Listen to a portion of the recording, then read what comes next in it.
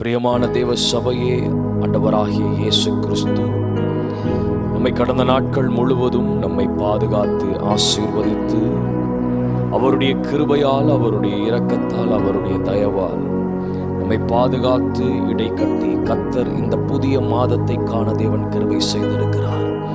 இதோ இந்த வருஷத்தின் கடைசி மாதத்தின் முதலாம் நாளில் தேவனுடைய வார்த்தையை கேட்டுக்கொண்டிருக்கிற பிரியமான தேவ பிள்ளைகளே, இதோ கர்த்தர் உன்னோடு கூட இருந்து இந்த 11 மாதங்களை நீ கடந்து வரும்படி கர்த்தர் கிருபை செய்திருக்கிறார்.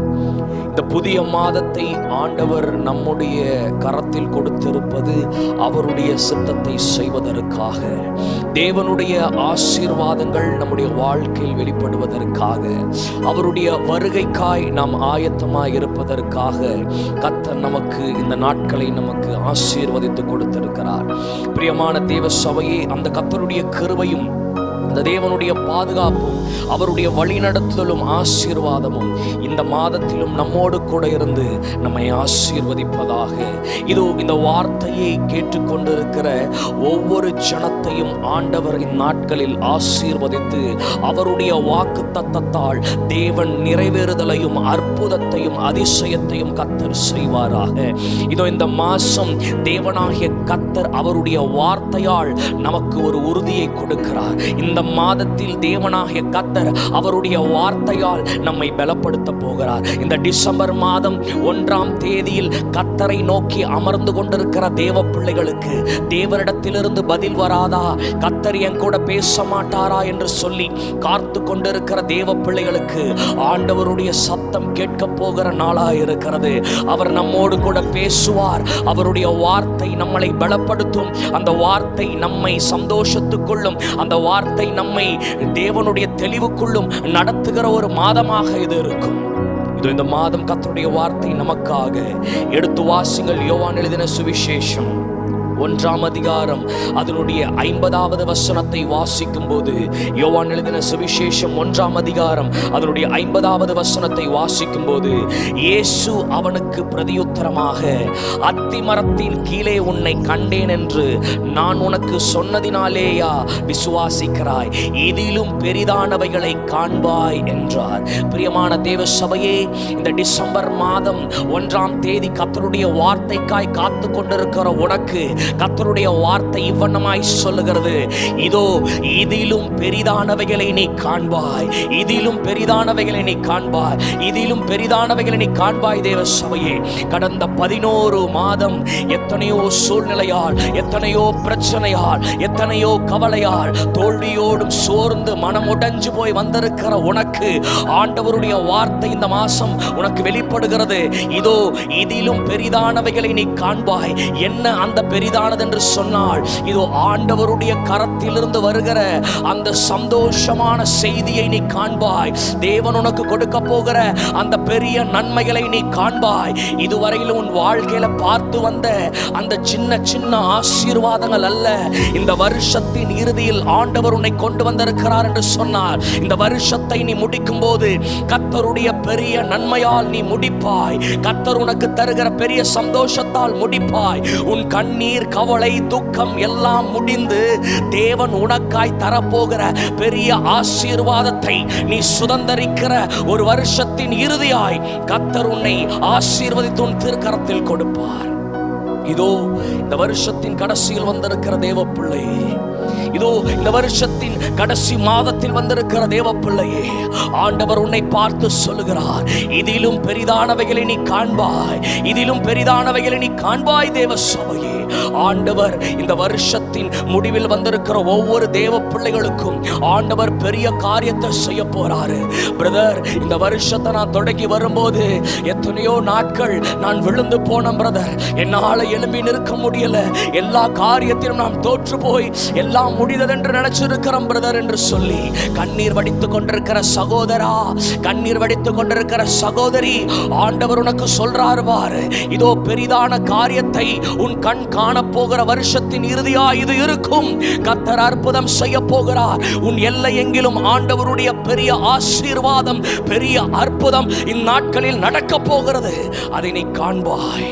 50வது வசனம் சொல்லுது பாருங்க, இதிலும் பெரிதானவைகளை நீ காண்பாய், இதிலும் பெரிதானவைகளை காண்பாய். அந்த பெரிதான விஷயத்தை நம்முடைய வாழ்க்கையில நாம் சுதந்தரிக்க வேண்டும் என்று சொன்னா நாம் செய்ய வேண்டிய ஒரு சில காரியங்கள் இருக்குது. ஆண்டவர் நமக்கு பெரிய காரியத்தை செய்ய போறாரு. தேவன் நமக்கு பெரிய விஷயத்தை கொடுக்க போறாரு. தேவன் நம்முடைய வாழ்க்கையில பெரியவராயிருந்து அநேக காரியங்களை தேவன் நமக்காய் செய்ய போறாரு. அவர் அந்த பெரிய காரியத்தை நம்முடைய வாழ்க்கையில செய்யணும்னு சொன்னா, நாம் அந்த பெரிய காரியத்தை நம்முடைய வாழ்க்கையில சுதந்தரிக்கணும்னு சொன்னா நாம் செய்ய வேண்டிய காரியம் என்னவென்றால், அதனுடைய 43வது வசனம் இப்படியாய் சொல்லுகிறது, மறுநாளிலே இயேசு கலிலேயாவுக்கு போக மனதாயிருந்து பிலிப்புவை கண்டு நீ எனக்கு பின் சென்று வா என்றார். அல்லேலூயா. அந்த வசனத்திலே வாசிக்கிறோம் பாருங்க, ஆண்டவர் பிலிப்புவை கண்டார், ஆண்டவர் பிலிப்புவை பார்த்தார்.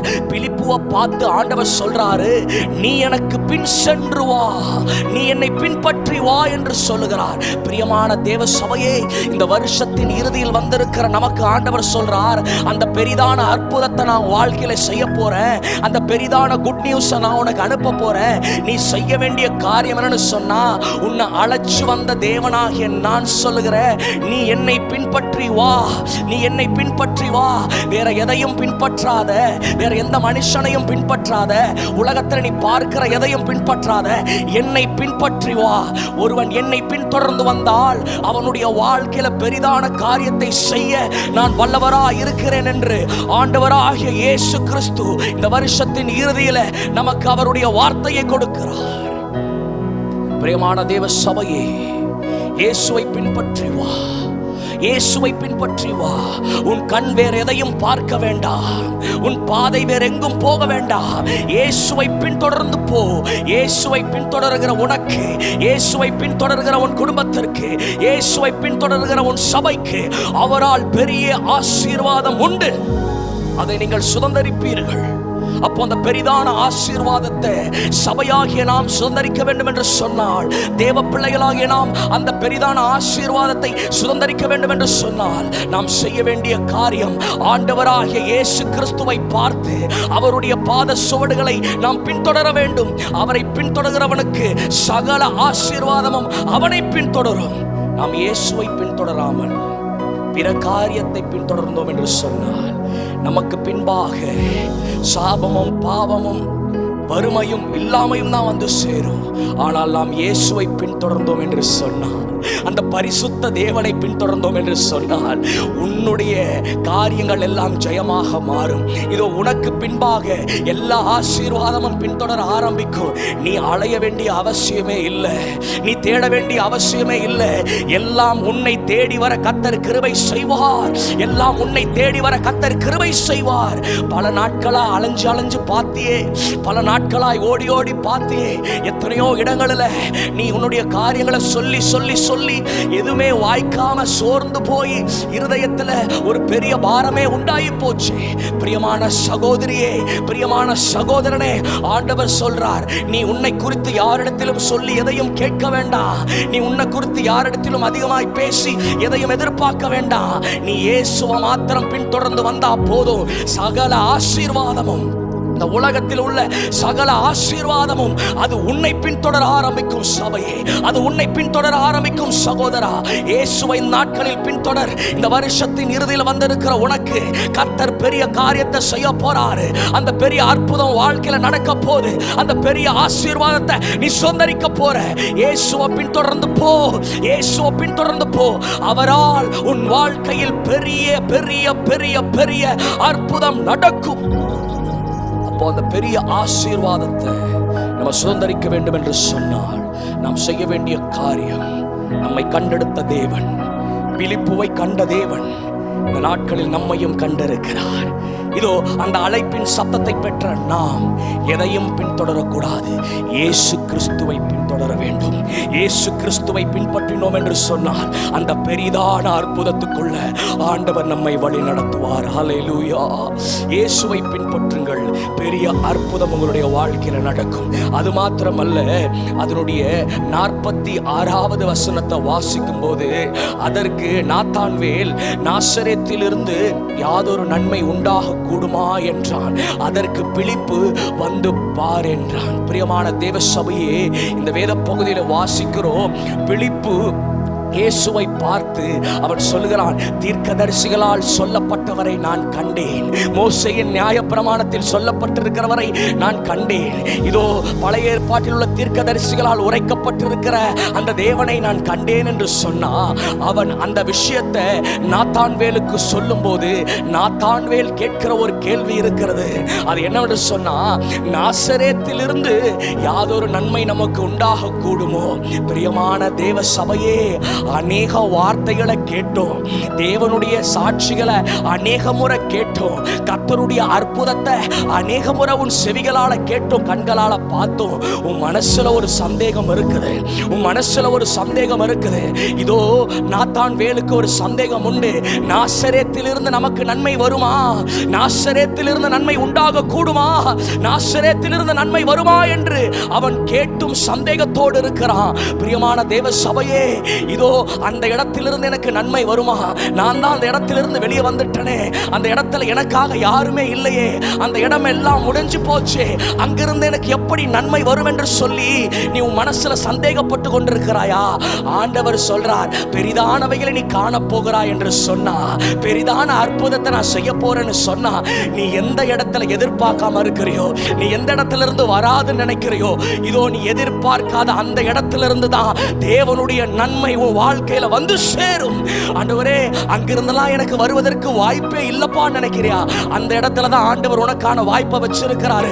அப்பா, அந்த இடத்துல எனக்கான வழியே இல்லப்பா, அந்த இடத்துல எனக்கான கதவெல்லாம் அடைஞ்சு போச்சுப்பான்னு சொல்றியா? அந்த இடத்துல இருந்து தான் ஆண்டவர் உனக்கான ஆசீர்வாதத்தை திறந்து வைக்கிறார். தேவ சபையே, அதற்குள் நீ பிரவேசிப்பாய், அந்த பெரிய அற்புதத்தை நீ சுதந்தரிப்பாய். அல்லேலூயா, அல்லேலூயா. நாசரேத்திலிருந்து யாதொரு நன்மை உண்டாக கூடுமா? பிரியமான தேவ சபையே, நீ எந்த இடத்திலிருந்து உனக்கு அற்புதம் நடக்காது நினைச்சியோ, அதே இடத்திலிருந்து தான் ஆண்டவர் அற்புதத்தை செய்வார். நீ எந்த இடத்திலிருந்து நன்மை கிடைக்காது நினைச்சியோ, அதே இடத்திலிருந்து ஆண்டவர் நன்மையை நீ கண்டடைய, நீ பெற்றுக்கொள்ள கர்த்தர் கிருபை செய்வார். எத்தனை இடங்களுக்கு போய் வேலைக்காக அப்ளை பண்ண, எத்தனை இடங்களுக்காக அலைஞ்சு திரிஞ்சு பார்த்த, அந்த இடத்துல அற்புதம் நடக்கலையே, அந்த இடத்துல உனக்கு ரிஜெக்ஷன் மட்டும்தான் உண்டாயிருக்குதா? ஆண்டவர் சொல்றார் பாரு, இந்த நாட்கள் நீ எந்த இடத்திலிருந்து உனக்கு நன்மை வராது நினைச்சியோ, அதே இடத்திலிருந்து தேவனாகிய கர்த்தர் நன்மையை வெளிக்கொண்டு வருவார். ஏனென்று சொன்னா, உன்னால செய்ய முடியாத காரியத்தை உன் அப்பா செய்வார். உன்னால செய்ய முடியாத காரியத்தை உன் ஆண்டவராகிய இயேசு கிறிஸ்து செய்வார். நீ விதைச்சு முளைத்து வராத விதைகள் எல்லாம் இந்நாட்களில் இயேசுவினுடைய ஆசீர்வாதத்தால் முளைத்து வரும். தேவன் உன்னை உயர்த்தி, அவர் விரும்புகிற காரியத்தில் ஆண்டவர் உன்னை உயர்த்தி சாட்சியாக ஆசீர்வதிப்பார். தேவ சபையே, அவரை பின்பற்றிப்போ, சந்தேகப்படாமல் பின்பற்றிப்போ. நீ நினைச்சு பார்க்காத இடத்திலிருந்து உனக்கான குட் நியூஸ் இயேசுவின் நாமத்தில் வந்து சேரும். அந்த பெரிய காரியத்தை நீங்கள் சுதந்தரிக்க ஆரம்பிப்பீர்கள். பிலிப்பு சொல்றான் பாருங்க, வந்து பார். 46வது வசனத்துல கடைசியில வாசிக்கிறோம், பிலிப்பு சொல்றான், வந்து பார், நான் பார்த்த இயேசுவை நீயும் வந்து பார். பிரியமான தேவ சபையை, இந்த வார்த்தையை கேட்டுக்கொண்டிருக்கிற அநேக தேவனுக்கு பிரியமான ஜனமே, இதோ ஆண்டவரை ருசி பார்த்த சாட்சியாய் உள்ள நான் சொல்லுகிறேன், இயேசுவினிடத்தில் வந்து பார். அவர் உன் வாழ்க்கையை மாற்றுவார். அவர் எதையும் கேட்கல, அவர் எதையும் உன்னிடத்தில் எதிர்பார்க்கல. எதையும் எதிர்பார்க்காமல் அற்புதம் செய்கிற இயேசு ஒருவர் உண்டென்று சொன்னார். எதையும் எதிர்பார்க்காமல் அற்புதத்தை செய்கிற இயேசு ஒருவர் உண்டென்று சொன்னார். அவரை பின்தொடர ஆரம்பித்தாலே போதும், அவரை பின்தொடர ஆரம்பித்தாலே போதும். சகலமும் உன் வாழ்க்கையில ஆசீர்வாதமாய் மாறும். சகலமும் உன் வாழ்க்கையில நன்மையாய் கைகூடி வரும். கர்த்தர் அனுக்கிரகம் செய்வாராக.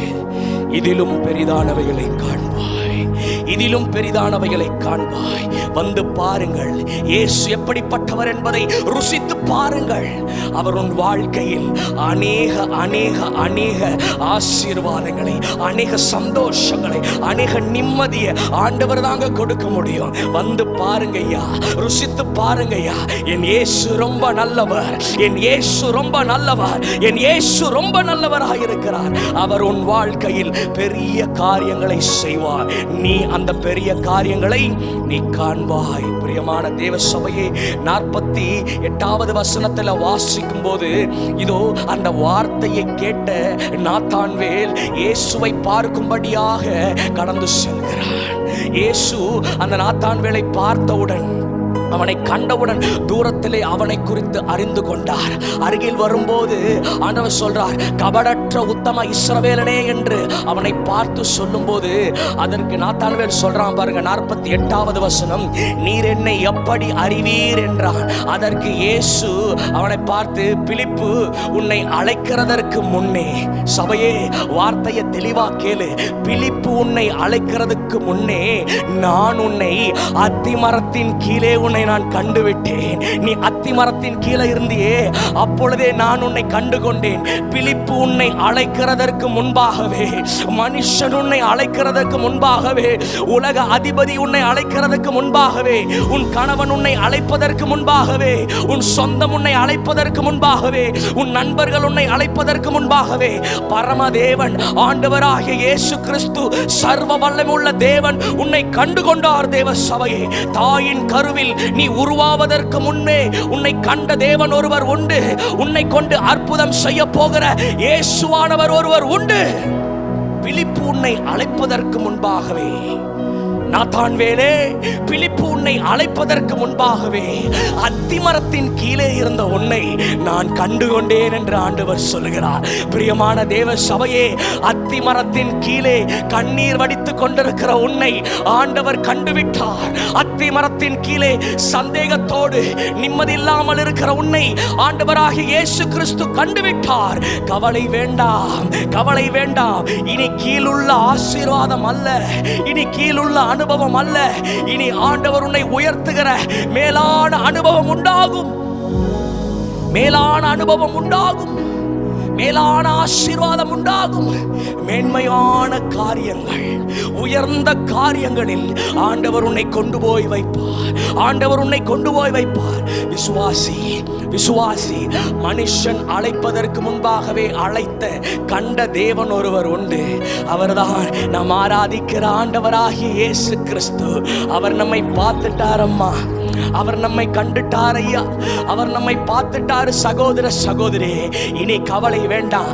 அவருடைய கண்கள் நம்மேல் இருப்பதால, அவருடைய பார்வை நம்மேல் இருப்பதால இனி எல்லாம் நன்மையாகவே இருக்கும்.